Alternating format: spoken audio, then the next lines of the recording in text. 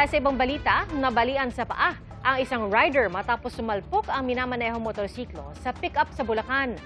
Ang nahulikam na disgrasya sa pagsaksi ni Jamie Santos. Wasak na wasak at hindi na mapapakinabangan ang motorsiklong ito matapos sumalpok sa isang pick-up nitong linggo ng gabi. Sa CCTV footage na nakuha ng GMA News, makikita ang isang tricycle na sinusundan ng isang pick-up sa kahabaan ng National Highway sa Barangay Guyong, Santa Maria, Bulacan. Mabagal lang ang kanilang takbo hanggang sa huminto ang tricycle kaya naman nagpreno ang kasunod na pick-up. Maya-maya makikita ang humaharurot na motorsiklo hanggang tuluyang sumalpok sa pick-up.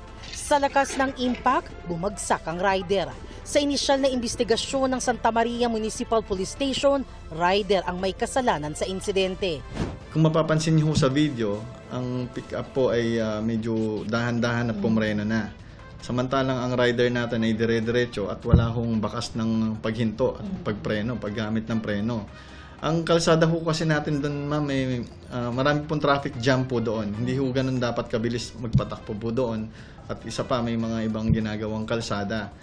Kaya ho, kung mapapansin nyo din po sa video, talagang ang makikita natin at malinaw po na ang may pananagutan ay ang mismong rider natin. Agad naman daw na itakbo sa ospital ang rider at kinailangan sumailalim sa operasyon dahil sa bali sa paa. Nagtamo rin siya ng sugat sa noo. Nagkausap na raw ang dalawang panig at lumagda ng kasunduan sa barangay.